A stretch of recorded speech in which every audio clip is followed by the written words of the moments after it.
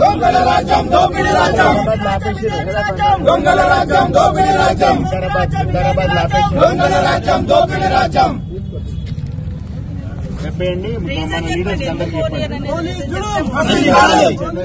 నశించాలి నశించాలి దొంగల రాజ్యం దోపిడీ రాజ్యం దొంగల రాజ్యం దోపిడీ రాజ్యం దొంగల రాజ్యం దోపిడీ రాజ్యం జై తెలంగాణ జై తెలంగాణ జై తెలంగాణ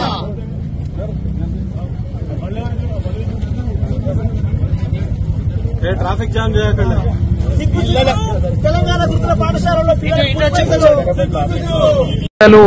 విఘాతం ఏర్పడుతుందని చెప్తున్నారు. దీన్ని తీవ్రంగా ఖండిస్తా ఉన్నాం. ఎందుకంటే ఘటన జరిగి 4 రోజులైంది. 3 రోజులుగా పిల్లలు ఆందోళనలో ఉన్నారు. ప్రభుత్వం అన్ని అక్కడ సమకూర్చి ఉంటే వాళ్ళ తల్లిదండ్రులను కూడా అలౌ చేయట్లేరు. వాళ్ళ కడుపు కోత ఎంత ఇబ్బంది ఉంటుంది, ఎంత బాధ ఉంటుందో అర్థం చేసుకోకుండా వాళ్ళని కూడా పక్కన పెట్టారు. కానీ కాంగ్రెస్ పార్టీకి సంబంధించిన కార్పొరేషన్ చైర్మన్లను వాళ్లతో వచ్చిన 30-40 మందిని అందులో అలౌ చేశారు.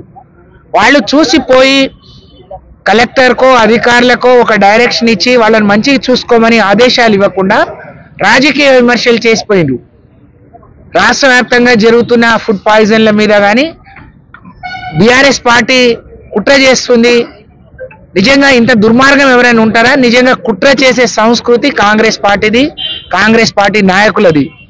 ఈ రాష్ట్రంలో పేద విద్యార్థులకు, పేద బిడ్డలకు నాణ్యమైన విద్య అందియాలని ఆ రోజు ఆ మహానుభావుడు కేసీఆర్ గారు ఈ రాష్ట్రంలో 200 గురుకులాలు ఉంటే 1000 గురుకులాలు స్థాపించి అన్ని వర్గాల వారు, అన్ని ఆడపిల్లలకు ఎక్కువ, మరి మగపిల్లలకు కూడా సమానంగా అక్కడ గురుకులాలు ఏర్పాటు చేసి నాణ్యమైన విద్యను ఇచ్చి ప్రపంచంతో పోటీ పడే విధంగా తీర్చిదిద్ది మరి వాళ్ళకు మంచి విద్యతో పాటు మంచి భోజనాన్ని అందించాం.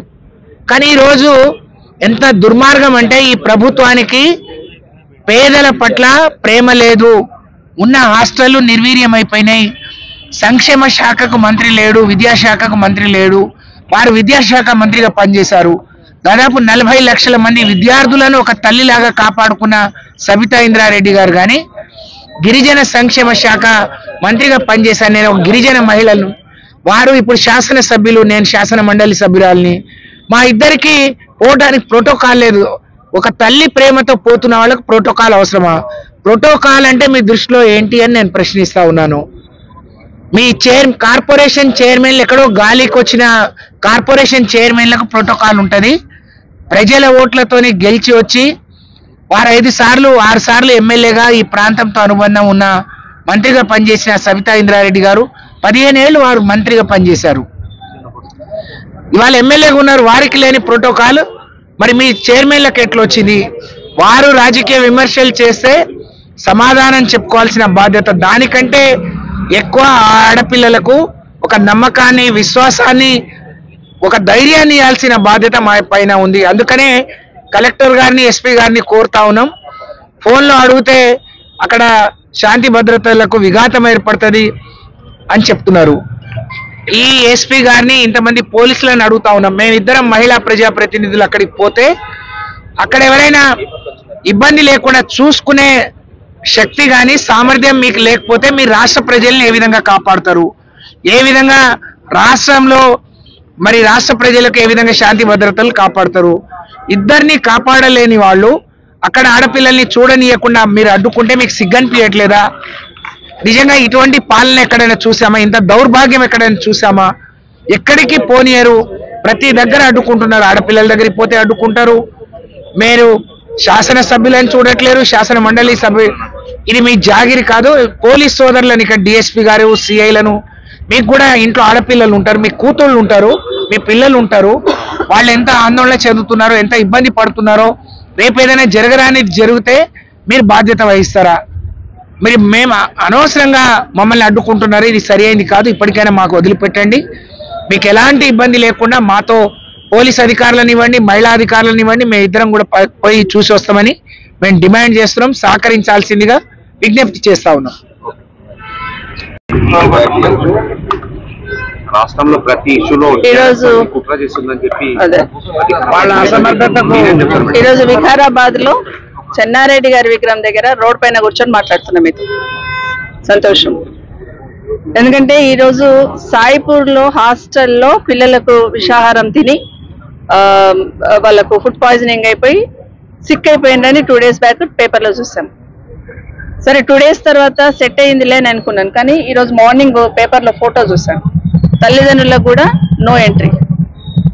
అంటే వాళ్ళ పిల్లలను చూసుకోవడానికి, వాళ్ళ పిల్లలు సిక్ అయిందని తెలిసినప్పుడు తల్లిదండ్రులను చూసుకోవడానికి కూడా పర్మిషన్ ఇవ్వలేదన్నప్పుడు ప్రధాన ప్రతిపక్షంగా మాకు బాధ్యత ఉంటుందా ఉండదా? మీరు తల్లిదండ్రులను అలో చేయనప్పుడు కనీసం మేమైనా కనీసం వెళ్ళి చూసి వాళ్ళకు భరోసా కల్పించి ఏం జరిగిందని కనుక్కోవాల్సిన అవసరం ఉంది. కానీ ఆశ్చర్యం ఏంటంటే ఈరోజు మేము ఇక్కడ వికారాబాద్కి ఎంటర్ కాగానే, నాకు తెలియదు చన్గోముల దగ్గరనే మమ్మల్ని ఆపాలనుకున్నారని నాకు కూడా తెలియదు. కానీ ఈ రోడ్ ఎంబడి ట్రాఫిక్ తక్కువ ఉంటుంది అని చెప్పి నేను ఈ రోడ్ ఎంబడి సిద్ధులూరు రోడ్ ఎంబడి వస్తే ఇక్కడ మమ్మల్ని ఆపేశారు. అసలు ఎందుకు ఆపారు అనేది ఎస్పీ గారిని, కలెక్టర్ గారిని అడుగుతా ఉన్నాను. అంటే ప్రతిపక్షంలో ఉన్న వాళ్ళకి ఒక రూలు, అధికార పక్షంలో ఉన్న వాళ్ళకి ఒక రూలా? ఈరోజు మమ్మల్ని అలో చేయండి కలెక్టర్ గారు, మేము పోయి పిల్లలను చూసి వస్తామంటే ప్రోటోకాల్ వర్తించదు మేడం అంటున్నారు. ప్రోటోకాల్ అంటే నేను ఎమ్మెల్యేని, ఎక్స్ మినిస్టర్ని, తను ఎమ్మెల్సీ గారు, ఎక్స్ మినిస్టర్ గారు, అంటే ఏం ప్రోటోకాల్ కావాలి? ఒక గిరిజన బిడ్డగా తను వచ్చింది, గిరిజన హాస్టల్ తల్లిగా చూడడానికి వచ్చింది. అదేవిధంగా తను ఆ శాఖను నిర్వహించింది కాబట్టి అక్కడ ఉన్న పరిస్థితులు తెలుసు కాబట్టి చూడడానికి వచ్చినప్పుడు ఏం ప్రోటోకాల్ కావాలి కలెక్టర్ గారికి? అంటే ఎమ్మెల్యే గారి తమ్మునికి ఏం ప్రోటోకాల్ ఉంటుంది, మాకేం ప్రోటోకాల్ లేదు. నిన్నగాక మొన్న ఎమ్మెల్యే గారి తమ్ముడు పోయి చూసి వస్తాడు, ఆయన ప్రోటోకాల్ ఉంటుంది, కానీ మాకు ప్రోటోకాల్ ఉండదు. కొన్ని అలా ఉండాలన్నప్పుడు మరి మా వాళ్ళు కూడా అక్కడ లోకల్లో తాండూరులో ఉన్న వాళ్ళు, తాండూరులో పుట్టిన వాళ్ళే రావాలంటే నేను తాండూరులో పుట్టిందండి. ప్రోటోకాల్ ప్రకారం రాజకీయంగా ప్రోటోకాల్ వర్తించదేమో నాకు, కానీ మరి నేను తాండూరులో పుట్టిందాన్ని. మరి అట్లా అక్కడ పుట్టిన వాళ్ళకే ఇస్తామంటే అక్కడ పుట్టిన వాళ్ళకి అట్లా నన్ను వస్తాం. మరి ఎమ్మెల్యే గారు తమ్ముడు అయితే విజిట్ చేయొచ్చంట, మేము విజిట్ చేయొద్దట. అధికార పార్టీకి సంబంధించిన కార్పొరేషన్ చైర్మన్లు విజిట్ చేయొచ్చట, మేము విజిట్ చేయొద్దంట. ఇదే న్యాయం? ఎందుకు ఉలిక్కి పడుతుంది ప్రభుత్వం? మేము పోయి చూస్తే మీ బండారం బయటపడుతుందనా? హాస్టల్లో ఉన్న పరిస్థితులు బయటపడతాయనా? గత సంవత్సరం నుండి రాష్ట్రంలో ఎంతో మంది హాస్టల్ పిల్లలందరూ కూడా సిక్ అయిపోయి హాస్పిటల్ చుట్టూ, నిన్న కాక మొన్న జగిత్యాలలో చూసాం, అక్కడ హాస్టల్లో ఫుడ్ పాయిజనింగ్ అయి పిల్లలు హాస్టల్లో బారిన పడ్డారు. దాదాపుగా 48 మంది పిల్లలు ఈరోజు ఫుడ్ పాయిజనింగ్ అయి ఈ గురుకుల హాస్టల్స్ లలో చనిపోయినంటే సిగ్గుతో తలంచుకోవాలి ప్రభుత్వం. రివ్యూ చేసుకోవాలా, సెట్ చేయాలా ఏం జరుగుతుంది అనేది. అది గాలికి వదిలేసి మేము వెళ్తాం చూస్తామంటే మమ్మల్ని కట్టడి చేయడం అనేది వాళ్ళ దివాళు కోరుతనానికి నిదర్శనం ఇది ప్రభుత్వం. ఎందుకంటే ప్రభుత్వం స్పందించాల్సింది పోయి, స్థానికంగా ఉన్న వాళ్ళు పోయి చూడాల్సింది పోయి, కొన్ని నిన్న రూలింగ్ పార్టీకి సంబంధించిన చైర్మన్లు పోయి ఉన్నారంటే అక్కడ ఏం మాట్లాడారు? ఫుడ్కి సంబంధించిన జాగ్రత్తలు తీసుకుంటామనో లేకపోతే హాస్టల్ ఉన్న పిల్లలకి హాస్పిటల్ వసతి కల్పిస్తామని చెప్పాల్సిన అవసరం ఉంది. కానీ కలెక్టర్ గారికి నేను సూటిగా ఒకటే అడుగుతున్నాను, పిల్లలు సిక్ అయి ఉంటే తాండూరులో హాస్పిటల్ ఉంది, వికారాబాద్లో హాస్పిటల్ ఉంది, ఎందుకు హాస్పిటల్లో ట్రీట్మెంట్ ఇవ్వకుండా హాస్టల్లో ఎందుకు ట్రీట్మెంట్ ఇప్పిస్తున్నారు కలెక్టర్ గారు? ఈ ప్రభుత్వం ఖచ్చితంగా సమాధానం చెప్పాలి మాకు. ఎందుకంటే హాస్పిటల్ తీసుకెళ్లి ట్రీట్మెంట్ ఇప్పించాల్సింది పోయి ఒక సర్జన్ అక్కడ పెట్టి మేము ట్రీట్మెంట్ ఇప్పిస్తున్నామని చెప్తా ఉన్నారు. ఎందుకు హాస్టల్లో ట్రీట్మెంట్ ఎందుకు ఇప్పిస్తున్నారు, హాస్పిటల్లో ఎందుకు ఇప్పించలేకపోతున్నారు అనేది మాకు సమాధానం చెప్పాల్సిన అవసరం ఉంది. ఎవరైనా సిక్ అయినా హాస్పిటల్ వెళ్తాం, అక్కడ చాలా మంది పిల్లలకి సెలైన్ బాటిల్స్ హాస్టల్లోనే ఎక్కిస్తున్నారని మాకు వచ్చిన ఇన్ఫర్మేషన్. పోయి చూస్తే తప్పేముంది? మేము కూడా మీకు సలహా ఇస్తాం కదా బాబు, కాదు హాస్పిటల్ తీసుకెళ్ళండి అని చెప్తాం కదా, వాళ్ళ పేరెంట్స్ తో మాట్లాడతాం, పిల్లలకు కూడా ధైర్యం ఇస్తాం. అది గాలికి వదిలేసి మమ్మల్ని కట్టడి చేయమనేది భావ్యం కాదు. నిన్న మాట్లాడితే చైర్మన్లు ఏమంటారు, కార్పొరేషన్ చైర్మన్లు నిన్న మాట్లాడుతూ ఫుడ్ పాయిజనింగ్ కి బీఆర్ఎస్ పార్టీ కారణం, కుట్ర చేస్తుంది అంటారు. ఇంతకన్నా సిగ్గుమాలిన మాట మాట్లాడితే ఏమైనా అర్థం ఉందా? ఇంత మాట్లాడితే ప్రభుత్వం మీది, అధికారులు మీ వాళ్ళు, అక్కడ చూడాల్సింది మేనేజ్మెంట్ చూడాల్సిందంతా మీరు గాలికి వదిలేసి ప్రభుత్వంలో ప్రతిపక్షంలో ఉన్న ప్రవీణ్ మీద మాట్లాడుతూ ఉన్నారు. ఇది నిజంగా తలంచుకోవాల్సిన విషయం. వాళ్ళు సరిగ్గా చూడలేక వాళ్ళు చేయాల్సిన అసమర్థతని కప్పిపుచ్చుకోవడానికి ఈరోజు బీఆర్ఎస్ పార్టీ మీద నింద మోపే ప్రయత్నం చేస్తా ఉన్నారు.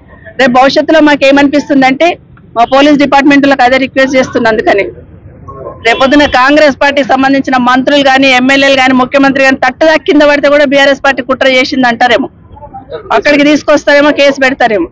మేము అనేది చిన్న పిల్లలతోని, మాకు రాజకీయం చిన్న పిల్లలతో రాజకీయం చేయాలని లేదు. కానీ మీరు నిద్రమత్తు వదిలేండి, హాస్టళ్లలో ఉన్న పిల్లలకి సౌకర్యాలు కల్పించనని చెప్పడానికి ఎందుకు జరుగుతుంది, మళ్ళీ మళ్ళీ ఎందుకు జరుగుతుందని ప్రశ్నించుకోవాల్సిన అవసరం ఉంది. ఒకసారి పొరపాటు అంటాం, 2 సార్లు పొరపాటు జరిగింది అనుకుంటాం, 3 సార్లు ఓకే, కానీ ఎవ్రీ డే ఇది నిత్యకృత్యం, ఇది మామూలు విషయం అన్నట్టు గాలికి వదిలేస్తున్నారు. విద్యాశాఖ ఉంది గౌరవ ముఖ్యమంత్రి గారి దగ్గర. ముఖ్యమంత్రి గారు కనీసం ఇప్పటికైనా తేరుకోండి, ఇప్పటికైనా రివ్యూ చేసుకోండి.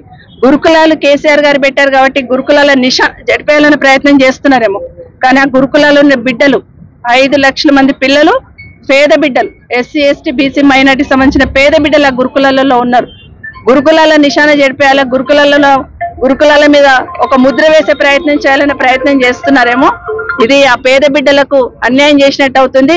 దయచేసి ఇప్పటికైనా ముఖ్యమంత్రి గారు రివ్యూ చేయండి, అక్కడున్న పరిస్థితులను మెరుగుపరచండి, మరీ ఇలాంటివి జరగకుండా చూసుకోండి. ఎందుకంటే సంవత్సరం నుండి చూస్తున్నాం, ఓ దగ్గర ఎలుక చచ్చిపోయింది అంటారు, ఓ దగ్గర పాములు గరిచింది అంటారు, ఓ దగ్గరనేమో ఫుడ్ పాయిజనింగ్ అంటున్నారు. ఎందుకు జరుగుతుంది?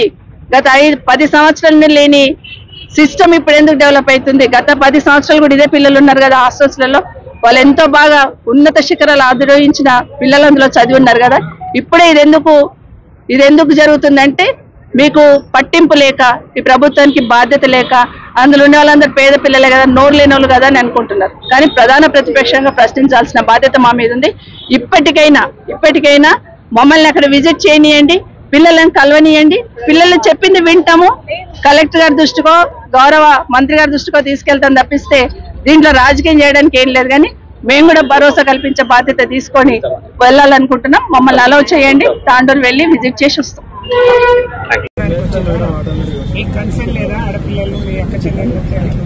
వాళ్ళకు కూడా బాధ ఉంది, వాళ్ళు బిడ్డలే అనుకోవచ్చు మేడం.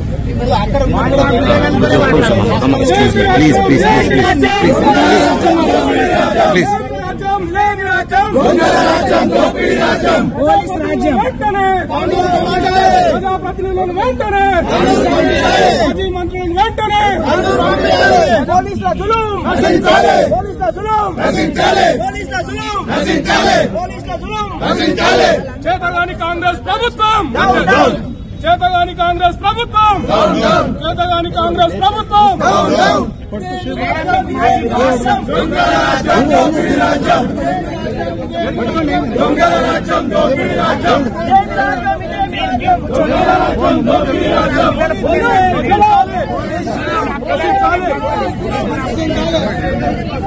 కూర్చోండి, మీకు కూడా పిల్లల పుణ్యం కాకపోయి